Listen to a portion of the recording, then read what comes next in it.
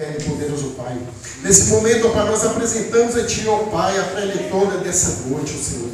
Eu lhe peço, Senhor, que o Senhor venha usá-la grandemente nessa noite para transmitir a Tua palavra, não aquilo que ela quer, ó Pai, não aquilo que nós queremos, ó Pai, mas aquilo que nós necessitamos, ó Pai, ouvir da parte do Senhor. Que o Senhor venha usar ela grandemente nessa noite, ó Pai. E eu já dou uma ordem agora, ó Senhor, que todo mal, que toda obra contrária, ó Pai, de contra esse culto, ó Pai, caia por terra. Que nós possamos, ó Pai, abrir os nossos olhos espirituais, os nossos ouvidos espirituais, ó Pai, para entender, para compreender a Tua palavra, e que todo mal vá de retirada. Que o Senhor venha usar grandemente, ó Pai, a mulher do Senhor, ó Pai, a mulher de Deus que o Senhor colocou na casa essa noite, ó Pai, para transmitir a Tua palavra, e que o Senhor venha usá-la grandemente em nome do Senhor Jesus. Que assim seja para todos sempre. Amém. Graças a Deus, santo, santo é o Senhor. Aleluia.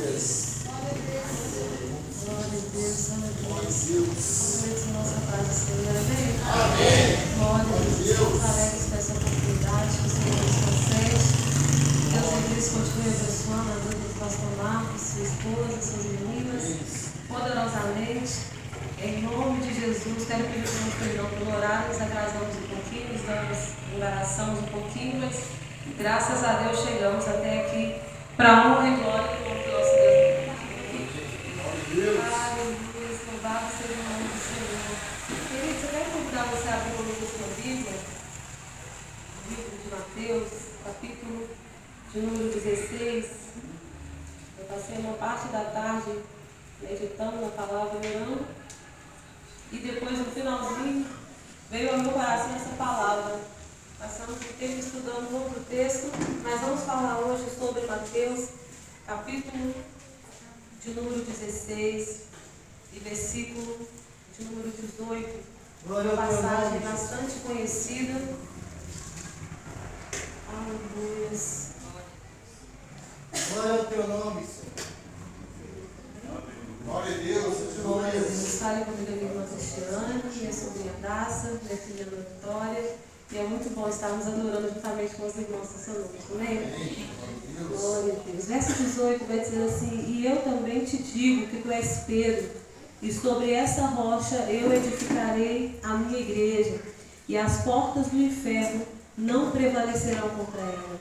E eu te darei as chaves do reino dos céus, e tudo que tu ligares na terra será ligado no céu, e tudo quanto tu desligares na terra será desligado no céu. Amém? Pode se sentar. Louvado seja o nome do Senhor. Passagem aqui bastante conhecida, que vai nos falar de um episódio em que Jesus ele vai tirar para se revelar a Pedro, para se revelar aos seus discípulos, mas em específico para mostrar uma chamada especial, específica na vida de Pedro. O texto anterior aqui, no capítulo de número 15, nós vamos ver Jesus entrando em uma discussão com alguns fariseus, alguns escribas que ficavam presos em suas tradições, em suas religiosidades, ficavam presos dentro do que conheciam acerca de leis, acerca de costumes, mas estavam totalmente fora porque não sabiam obedecer, não sabiam adorar a Deus de verdade. A Bíblia diz que eles adoravam com suas bocas, mas não com o seu coração. Era como um copo que fosse limpo por fora, mas o seu interior estava sujo. E não era o que Jesus queria, porque nunca foi sobre a aparência, mas sobre o que há dentro de você, no seu interior. É por isso que o Espírito Santo não vai habitar fora de você, ele vai habitar dentro de você. Ele quer tabernacular dentro de nós e gerar em nós uma metanoia, uma mudança de pensamento, uma mudança de direção. E Jesus, após aquela discussão, a Bíblia diz que ele vai ir para Tiro e Sidom, onde conhecemos o texto da mulher cananeia que clama, e a Bíblia diz que a sua filha endemoniada vai ser liberta pela oração daquela mulher que vai clamar a Jesus. A Bíblia vai dizer que os discípulos vão dizer: Jesus, despede essa mulher que vem gritando atrás de nós. Nem é para ela a bênção nesse momento. A bênção agora é para os judeus. Vai chegar a dispensação desse povo, eles vão ser alcançados, mas agora não é o momento. Mas aquela mulher continua clamando, aquela mulher continua insistindo e dizendo: olha, os cachorrinhos comem das migalhas e caem na mesa dos seus senhores. Em outras palavras, ela estava dizendo: Jesus, eu não quero uma abundância, o que eu preciso é de milagre, o O que eu preciso é que o Senhor entre na minha casa e faça mudança. E a Bíblia diz que aquilo vai chamar a atenção de Jesus, porque é um clamor que eu faço da boca para fora. Eu consigo atrair um público que acha bonito. Eu consigo atrair um público que acha palavras bonitas e interessantes, mas um clamor que sai do interior alcança o trono de Deus. O clamor que sai de dentro da alma, e aquela menina é curada. Só que chama a minha atenção que Jesus vai sair dali. E ele vai ir para as cercanias de Cesareia.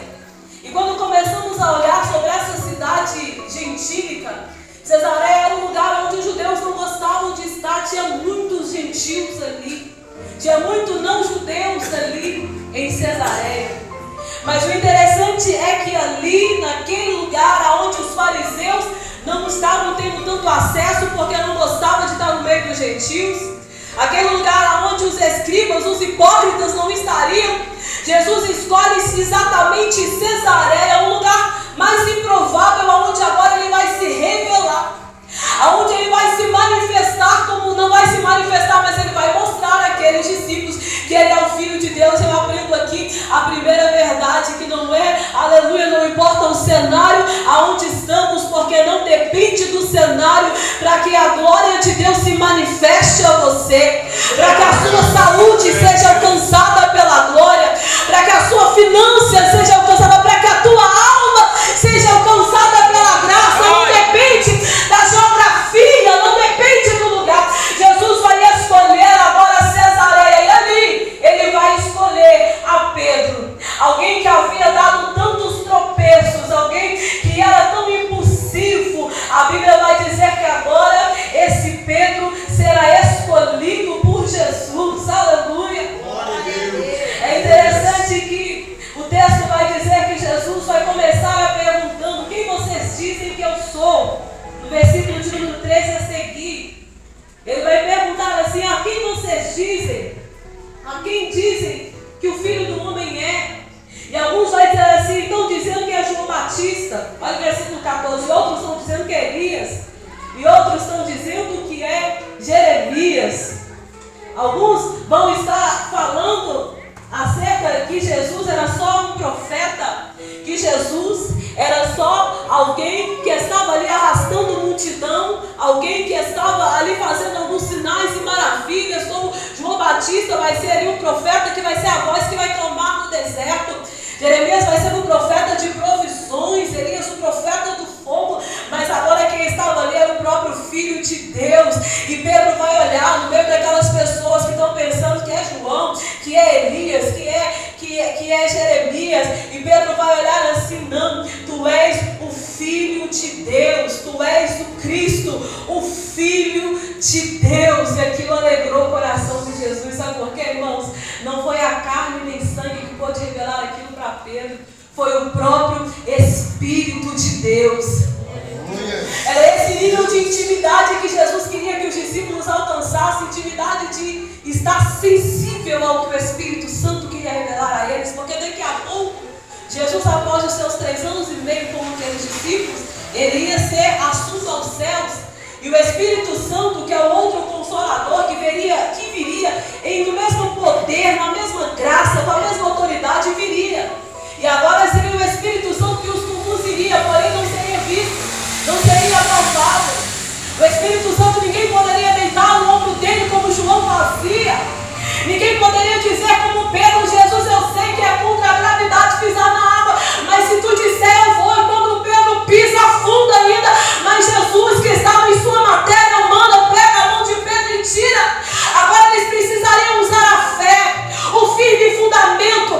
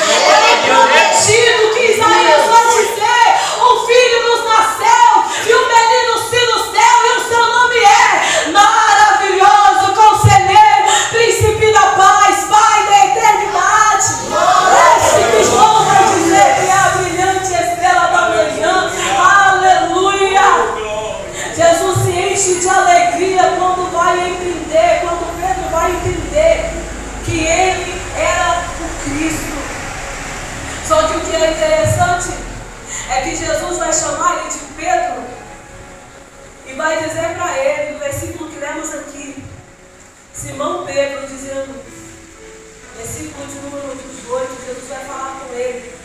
Eu também te digo que tu és Pedro. O original grego da palavra, a palavra Pedro, Petrus, que significa fragmento da rocha. Isso é interessante, é um detalhe. Mas é algo tão interessante que o Espírito Santo começou em uns poucos minutos que estava lendo ali, fluir isso dentro do meu espírito, porque Pedro era só um fragmento da rocha. Ele não era a pedra, como muitos vão dizer, era Pedro é a pedra. Na verdade, Jesus é a pedra de esquina. Na verdade, Jesus é a pedra principal. Nós vamos ver isso no livro de Efésios, no capítulo de número 2, no versículo de número 20. O texto vai dizer assim que ele era a pedra que era necessário. Ele era a pedra fundamental para que essa estrutura, que a igreja existisse. Olha o que vai dizer aqui, livro de Efésios capítulo 2, versículo 20. E sois edificados sobre o fundamento dos apóstolos e dos profetas, de que Jesus Cristo é a principal pedra de esquina. É a pedra fundamental. É a pedra para iniciar a obra e sustentar o final da obra. Na verdade, quando Jesus está dizendo que Pedro é a pedra, não está dizendo que é mais importante que os outros que estão aqui. Não é sobre isso. O que Jesus está dizendo para Pedro não é que ele seria alguém ali que receberia um selo, que receberia uma marca, que ia diferir de todos os demais que depois viriam, ou dos que estavam presenciais ali. Não. Jesus estava olhando para Pedro e dizendo: tu és Pedro, tu és fragmento. Eu conheço que a tua estrutura é fraca. Eu conheço a oscilação que existe dentro de você. Eu sei quantas vezes você vai ser inconstante depois desta conversa, mas eu não desisto de você só por causa da tua história. Dá para você levantar a tua mão e dizer glória e dizer: Deus me escolheu, não pelo que eu sou, mas me escolheu porque a graça decidiu me abraçar. Deus te escolheu pelo nível da sua inteligência, da sua competência, da tua santidade, pelo tanto que você olha.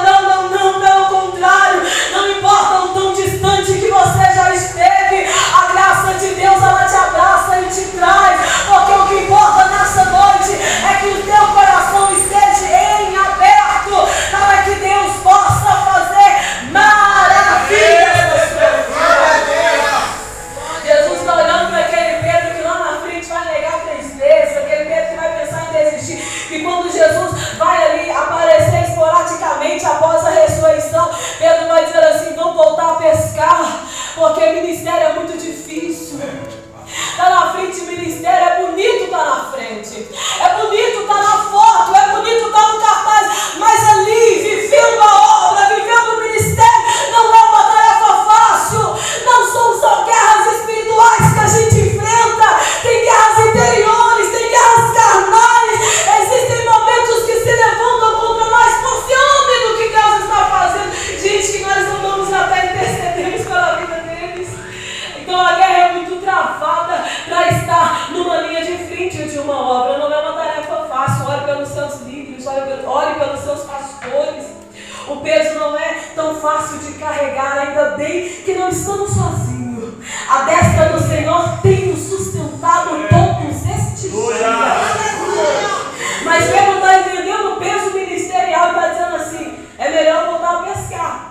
Jesus me disse assim que eu ia começar a pescar almas, mas está difícil demais, então a gente volta.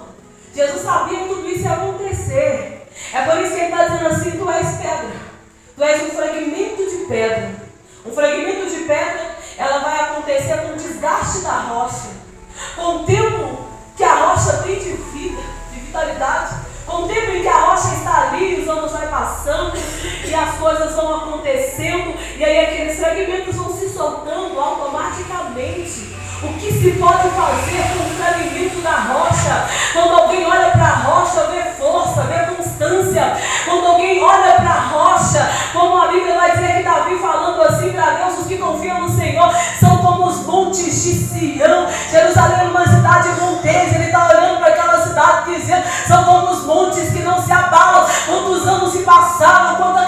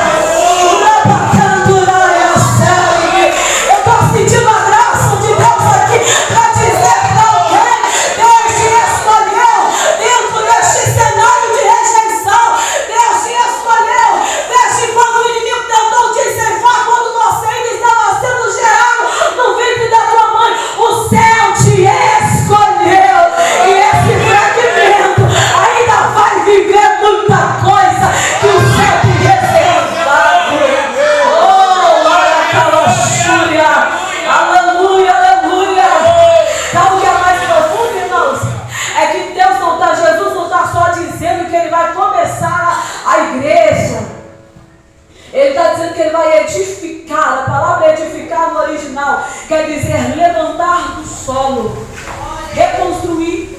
A gente termina de fazer aquilo que já existe. Uma parede que está pela metade há tanto tempo, e alguém vai ali e termina aquela obra. Ele está concluindo o que estava mal acabado, mas o que Jesus está dizendo é que ele vai começar do solo. O que ele vai começar é algo novo, é uma novidade. Você está pronto para viver o que o céu tem para você? A palavra é edificar, começar do solo, lançar fundamento, cavar tuburão para que o alicerce sustente toda a estrutura. Ele está dizendo uma terceira coisa, ele está dizendo: tu és pedra, tu és somente o fragmento da rocha Petros, e sobre esta pedra eu edificarei a minha igreja, eu vou fundir, eu vou instituir a minha igreja. Mas o mais profundo é que Jesus está deixando bem claro para principados, potestades e dominadores nas regiões celestiais. Jesus está dizendo assim: olha, Pedro, aleluia, as portas do inferno não prevalecerão contra ela. As portas do inferno não vão prevalecer contra Petros, não vão prevalecer contra esse fragmento, não, Pedro, porque agora não é mais só o fragmento. Eu estou pegando esse fragmento e estou fazendo virar igreja. E esta igreja que a minha boa mão começou, esta nova obra, aleluia, que eu comecei a fazer, as portas do inferno não vão interromper.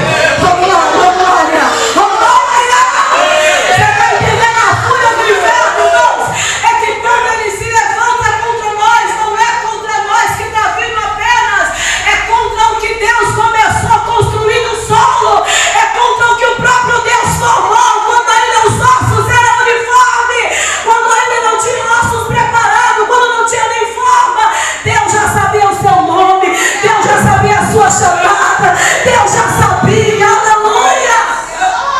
E você acha que Deus vai deixar essa depressãozinha te paralisar? Já estava tudo preparado para você antes da fundação do mundo. Efésios capítulo 2, versículo 3, a Bíblia vai dizer que Ele nos predestinou para viver esta graça ainda antes que o mundo fosse fundado. Quer dizer que antes que Adão e Eva pecassem lá no jardim e o diabo tivesse acesso, a pecaminosidade afastasse a gente de Deus, antes que a iniquidade me afastasse de Deus, antes de tudo, Deus já havia estabelecido, Deus já havia nos escolhido e já havia nos assentado em lugares celestiais.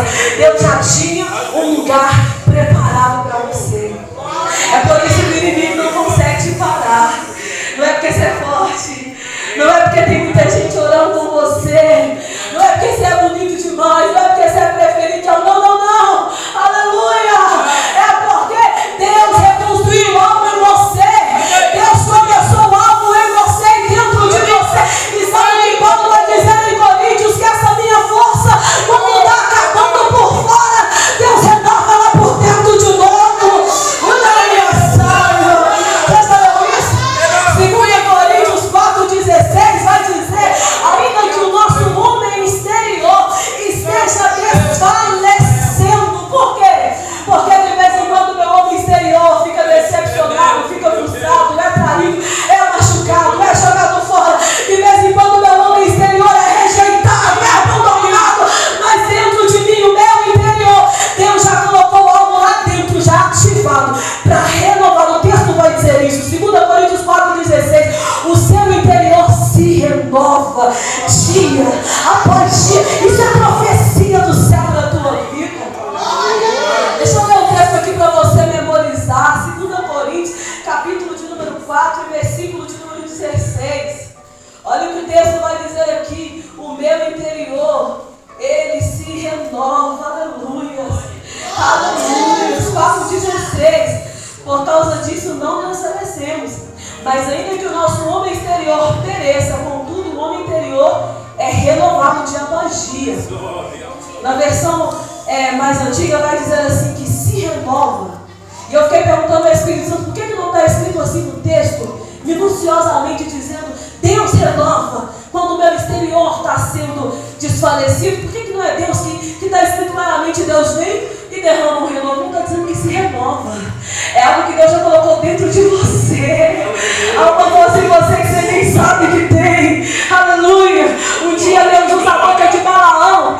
Balaão estava pronto para amaldiçoar. E Deus amarra o demônio que usa ele, pega a boca dele e usa. E fala assim com Baraque, dizendo: este povo tem a força de um touro selvagem. Esse povo tem a força de uma leoa, uma parida. Ninguém para esse povo, porque é um povo forte. Não é um povo forte na guerra, na batalha, na estratégia. Não é um povo forte no equipamento. É um povo que dentro dele se renova. Uma força descomunal. Eu quero, debaixo da graça, profetizar. Levanta a sua mão direita. Deus está fazendo o teu interior se renovar hoje aqui. Você crê? Deus está tirando cansaço, esgotamento. Aleluia, desânimo. Seja renovado hoje aqui. Seja renovado hoje aqui. Não haverá desistência. Não haverá desânimo. Fica firme na promessa do Salvador. Se tem alguém sentindo algo comigo aqui, libera glória para Deus aqui.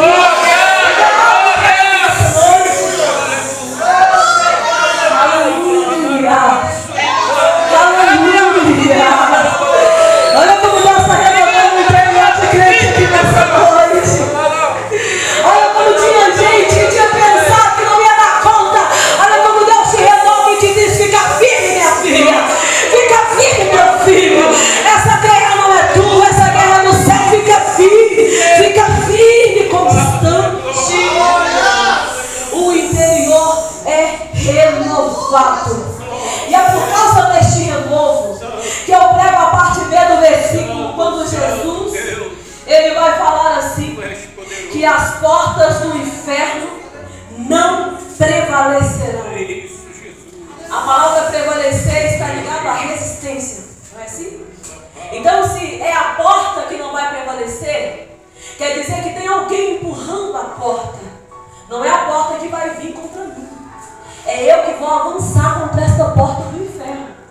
É por isso que em Tiago, capítulo de número 4, o texto vai dizer assim: sujeitai-vos, pois, a Deus, e resisti ao diabo, e ele fugirá de vós.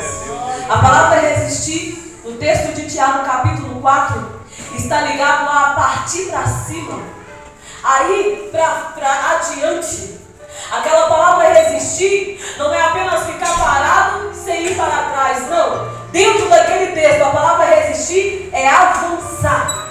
Quando Jesus está falando com Pedro assim: as portas do inferno não prevalecerão, eu aprendo essas duas verdades. Essa verdade de que é eu que vou contra esta porta, porque sobre mim há uma autoridade de Deus, há uma graça de Deus. Então quer dizer que se o inimigo tentar infiltrar na minha casa, na vida de filhos, na vida de marido, se o inimigo tentar infiltrar na minha casa para ter contenda, para ter problema lá dentro, eu não vou deixar essa porta ficar onde está. Eu estou pronta para fechar esta abertura, porque esta porta não prevalecerá. Só que a palavra porta no grego aqui é talet. A palavra talet, o seu significado é força e poder. O que Jesus está falando não é sobre uma porta, aparentemente uma porta, não. Jesus está falando acerca de fortalezas e de batalhas que você enfrenta, porque tem batalhas que você discerne, que você percebe, o diabo está se levantando. Isso é fúria do inimigo, isso é cilada do adversário, mas tem guerras que passam despercebido, porque o diabo é tão sutil, que ele vai tentando de alguma forma cauterizar a sua mente para tirar a sensibilidade do Espírito de Deus para te revelar as coisas. Ele vai tentando tirar de você a sensibilidade do prazer da vida de oração, do prazer da comunhão com Deus, a ponto de que as coisas vão acontecendo. E tem gente pensando que é porque você está sendo perseguido. Tem gente pensando que é porque as pessoas são assim mesmo, são atribuladas, é porque eu sou crente e está acontecendo. Não. Existem guerras que tem no mundo espiritual algo tudo preparado. Porque o mundo espiritual é muito mais organizado que o mundo físico. Ao mundo espiritual há uma hierarquia, há uma obediência entre a ordem de demônios, entre principados, potestades, dominadores, espíritos imundos. E dentro dessa organização, denominador, demônios territoriais,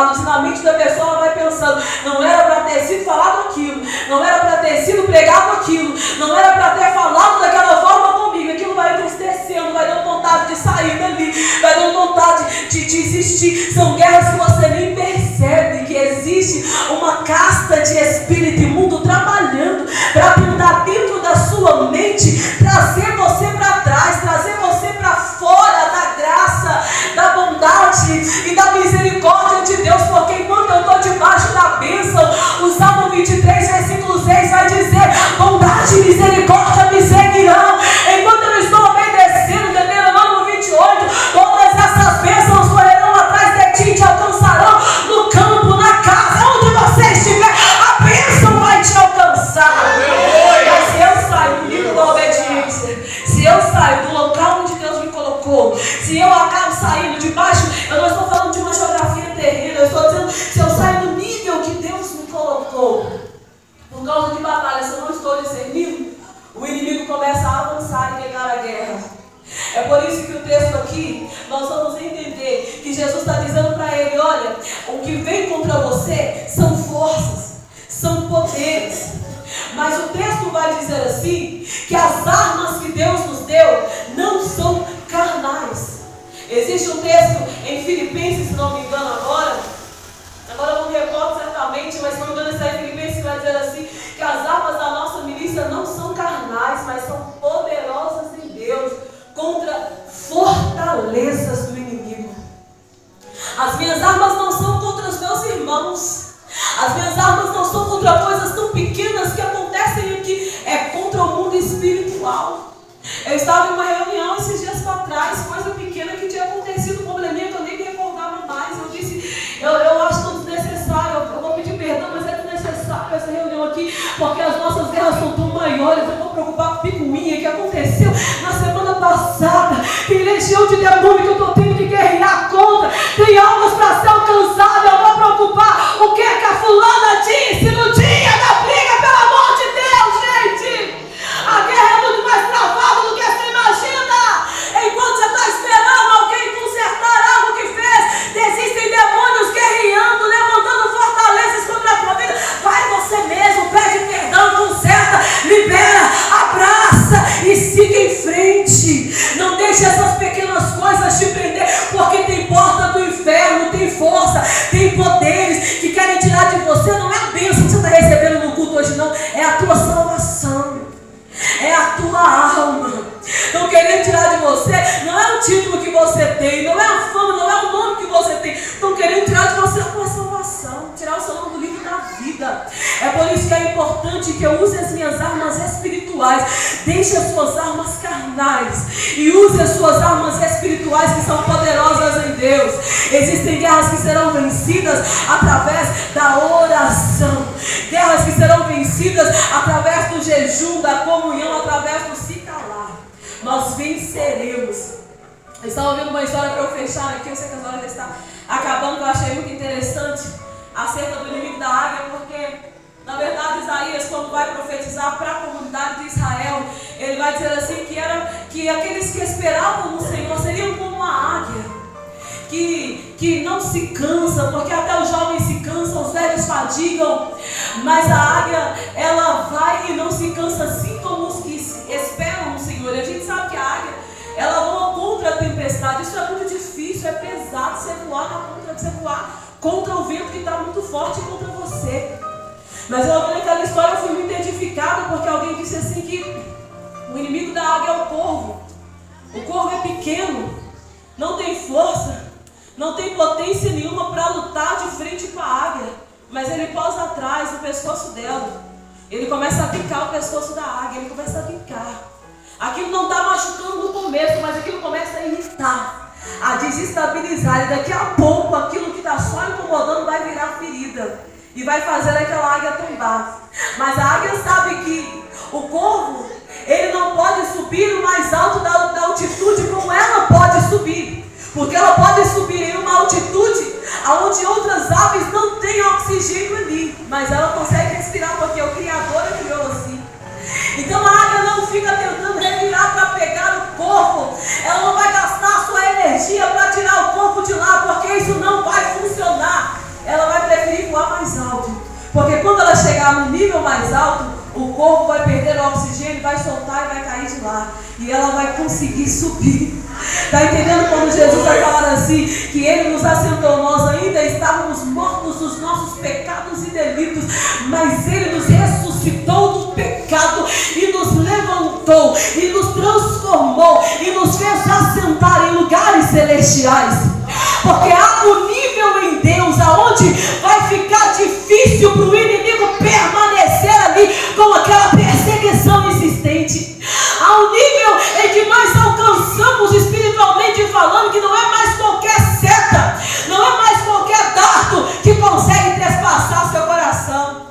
Antigamente, quando você estava nesse nível mais raso, qualquer palavra que te falava era motivo para você entristecer, desanimar e não querer mais nada, mas hoje não. Deus te colocou no nível mais alto. Oh, glória, glória.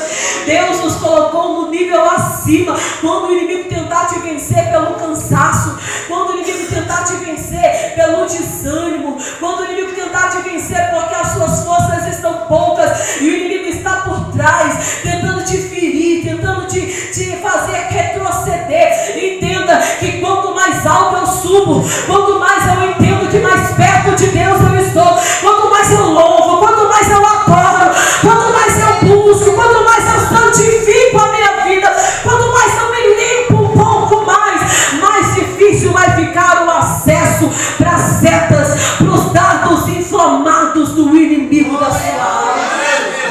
Se o inimigo tem conseguido te atingir fortemente, a ordem de Deus para a tua vida nessa noite é: suba um pouco mais. Há uma graça em você para resistir. Aleluia, há uma força de Deus dentro de você para resistir e permanecer. É isso que Jesus vai falar com ele. Jesus está dizendo: olha, Pedro, eu edificarei a minha igreja e as portas do inferno não vão prevalecer. Sabe por quê, Pedro? Eu darei a chave do reino dos céus. Eu te darei. Chave vai falar de poder. Há uma autoridade. Lembra quando Jesus ele vai olhar para os discípulos e fazer aquele último momento daquela comissão que ele vai lhes enviar e vai mandar eles ir por todo mundo? Jesus vai dizer que havia dado poder para aqueles discípulos e para nós também que somos seguidores de Jesus, dizendo: olha, vocês vão batizar em meu nome, vão expulsar demônios, vão orar, os doentes vão ser curados, se comer algo mortífero não vai causar dano nenhum, porque vocês receberam poder. É o que Jesus está dizendo aqui. Eu estou te dando a chave. A palavra-chave na Bíblia está ligada à autoridade. Eu estou te dando a chave dos céus. E tudo quanto tu ligares na terra será ligado no céu, meu Deus. Se nós soubéssemos a autoridade que há nas nossas vidas. A Bíblia diz que quando Gideão estava com medo de descer para a guerra contra aqueles inimigos, Deus mandou ele lá e ouvir a conversa de quem havia sonhado.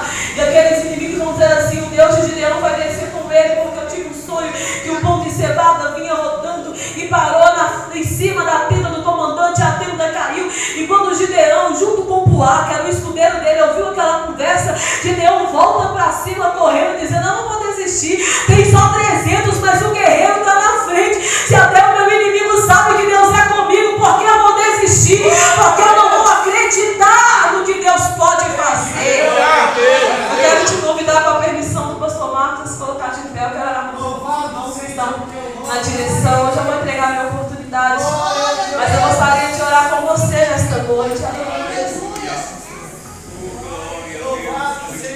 Eu quero orar com você. Eu quero que você saia daqui compreendendo que Jesus te escolheu. Não importa qual fragmento você é. Aleluia.